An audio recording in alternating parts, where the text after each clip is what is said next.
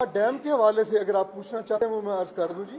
Dam के लिए कोई 11 अरब रुपए हमें फंड्स में आए थे। वो मेरे होते हुए ही हमने स्टेट बैंक ऑफ पाकिस्तान से अकाउंट खुलवा के तो ट्रेजरी बिल्स में जमा करवा दिए थे। उस पर हर माह मुनाफा आता है और इस वक्त वो तकरीबन 12 करोड़ रुपए 12 अरब रुपए सॉरी जी, करोड़ नहीं, 12 अरब रुपए से ज़्यादा हो गए हैं। वो वहाँ से निकल नहीं सकते जी, जब तक कि वो एक बेंच क्रिएट किया इन्होंने, 5 रुकनी बेंच, जब तक कि वो इजाज़त नहीं देगा। और तय ये किया है कि माशाल्लाह जब ये ग्रिड स्टेशंस लगने शुरू होंगे, इनकी बिजली घर बनेंगे, वो पैसा इनको वापडा को उस वक्त डिस्पर्स किया जाएगा। उसके ऊपर जो मुनाफा आ रहा है वो भी अल्हम्दुलिल्लाह उसी अकाउंट में जमा हो रहा है।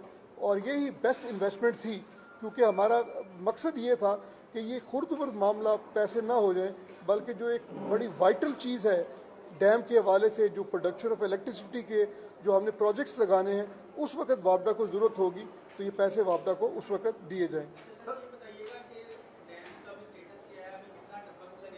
मैं आपको बता दूं, मोहम्मद डैम के लिए तो 7 साल का वक्त हमें दिया गया था जी।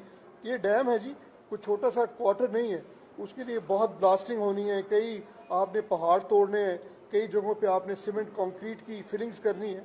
तो मोहम्मद डैम तो 7 साल का उनका अपना प्रोजेक्ट का टाइमिंग था, और इसे हमने 2 साल पहले गालिबन 2 मई को मैं भी हाजिर हुआ था तो इसका इफ्तिताह किया था।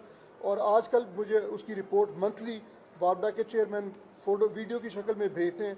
माशाल्लाह माशाल्लाह बड़ी रफ्तार के साथ तामीर हो रही। जहाँ तक तल्लक है द्यामीर और भाषा का, उसमें कुछ जगहों की प्रॉब्लम्स आ रही थी कि लोग खाली नहीं कर रहे थे, लेकिन अल्हम्दुलिल्लाह वो जगह तकरीबन नहीं बल्कि तमाम जो हासिल कर ली गई हैं, और डैम की तामीर का जो इनिशियल वर्क है वो भी वहाँ पे किया जा रहा है। मैंने बेंच बना दिया था। मैंने 2 चीज़ें सोची थी कि या तो खुद किसी तौर पे वहाँ पे जाके हर वक्त अपनी को इन्वॉल्वमेंट रखूँ, लेकिन मैं इतनी पॉपुलिज्म सेल्फ पॉपुलिज्म में बिलीव नहीं करता। तो मैंने एक बेंच क्रिएट कर दिया था जो कि 5 मेंबर्स बेंच है, और उसमें जो सबसे यंगर जज थे उनकी रिटायरमेंट का वक्त और डैम की तकमील का वक्त जो है वो तकरीबन कोइंसाइड करता है, और वो हर चीज़ से वाकिफ़ हैं। तो कोशिश ये की थी कि वो उस बेंच का पार्ट एंड पार्सल रहें, और वो मेरे पैरे की एक बुनियाद है, और वो मेरे पैरे की टीम।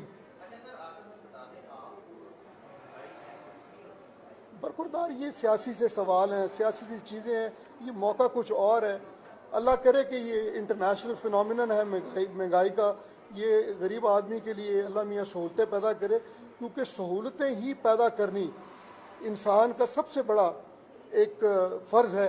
और बाबा कहते हैं उसको, इशफाक अहमद साहब, जो लोगों के लिए सहूलतें पैदा करता है।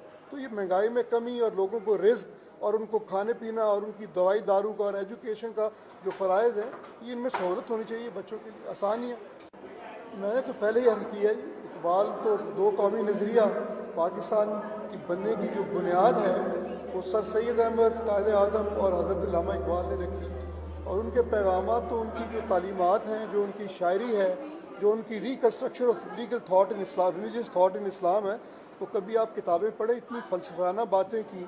वो तो दुनिया की हकीकतों को बयान किया उन्होंने, जो हक़ाइक़ हैं, जिन बुनियादों पे कौमें तरक्की करती हैं। अल्लामा इकबाल ने अपनी तालीमात के ज़रिए, और माशाल्लाह आप देखें कि जिस हम्बल बैकग्राउंड से वो बिलोंग करते थे, सिर्फ़ इल्म और तालीम की वजह से वो माशाल्लाह इतने बड़े ओहदे पे पहुँचे। सूफ़ी इंसान थे, और पाकिस्तान के लिए माशाल्लाह जो उन्होंने किया है और जो वो हमें दे के गए हैं, अगर हम सिर्फ उन्हीं के कहे पे चले तो इंशाअल्लाह ताला तरक्की की मंजिलें हमारे लिए बड़ी आसान होंगी।